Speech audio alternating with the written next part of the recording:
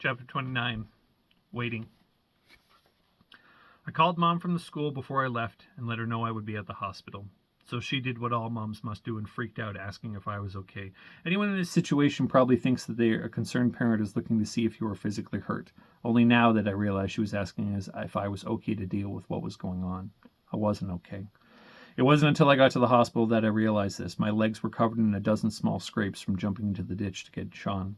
I was cold, past the point of shivering, and if the nurse hadn't seen that, I might have joined Sean in the recovery room later. They gave me a blanket after asking where my coat was and finding out that my hoodie was on Sean in the ditch and likely was still there. I was coming out of shock, which if you never have to do, don't. You get these chills that shake your spine and your head aches so hard you want to remove it. Not just to escape the pain, but the thoughts of what caused the shock as well. Sarah wasn't much better. She had a 1,000-yard stare and would twitch every few minutes, like she was trying desperately to hold on to what little positivity there was in this. The doors to the hospital waiting room were opened and Mr. Loxey and Sean's mom walked in from the emergency wing. Sean's mom began talking with the triage nurse and Loxey came over to us. He's stable, but hurt bad. The doctors say he'll have to have a few surgeries after recoveries to fix parts of his face. But he's alive? I asked. Yes, Loxey said. And the way he admitted instead of reassuring me kind of scared me. Sean must be in rough shape. Can we see him? Sarah asked. You don't want to right now, Sarah, Mr. Loxey said. They have put him under for the emergency work and he'll be out for a while. Not sure if he'll be able to talk for the injuries or not. Sean's mom finished talking to the triage nurse and then came over to the three of us. Sarah, were you there? She asked, her voice dripping with the trembles of trauma and concern. Yes, Miss Wickham, she said. We saw it happen, and Sarah barely finished her sentence before she began to huff and sob, remembering the accident again.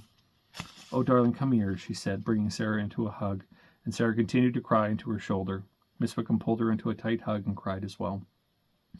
I stood there not wanting to impose, but kind of jealous. I had no one to help me through this kind of trauma, and the familiarity with the community to expect it either.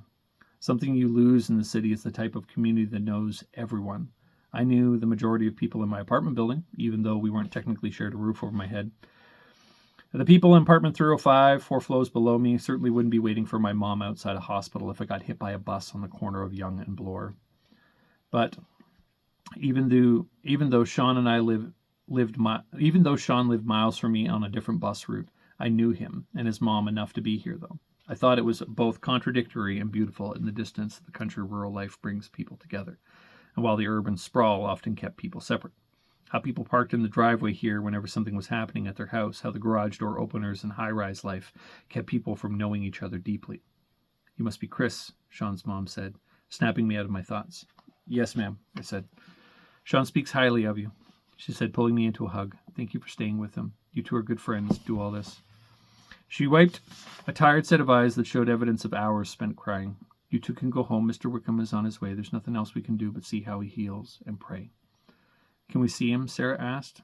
Oh, dear, you don't want to see him right now. He doesn't look like Sean did. He's hurt bad, and he'll need some time to get better, Sean's mom explained. Why don't you take Sarah home? She asked me. Okay, I said. I put my arm on Sarah's shoulder to try and coax her into leaving, and she resisted for a millisecond, but then came with me as we walked back to the car. We didn't talk till we got to her house. I'll go take Kylie's car back and walk home, I said. Please get your mom to pick you up, she said. Why? I replied. Because, she snapped. I already lost one friend today because of a damn road. I'm not going to lose you too because you saved your mom a trip. All right, I said, my hands up in surrender. All right, I'll get my mom to follow me over, okay? Okay, thanks, she said. She reached over and grabbed me into a hug and then got out of the car to go talk with her dad, who was waiting on the deck for her. I backed out of the road, taking what must have been 5 minutes checking my mirrors in the darkness in case of an oncoming car, and drove to my house. Mom was still up, and the lights were still on. I turned off Kylie's car and sat in the darkness of the county beside my house, gripping the steering wheel and holding on to life itself. And then it hit me. The emotional pain I knew was there but hadn't come out yet, the pain that Sarah had been fighting and losing to all day in the waiting room and at the school. I started sobbing. Heavy breaths as helplessness and fear of something like that happened to anyone hit me. It might as well have been a car. The hurt terrified me and I had no way of stopping it, so I just wept. Until I was sure my mom was wondering about it, where I had been, and why I was still in the car, so I tried to breathe deep and slow the tears and made my way to the door. My mom met my eyes as I walked in the door and tore all that resolve I had left down.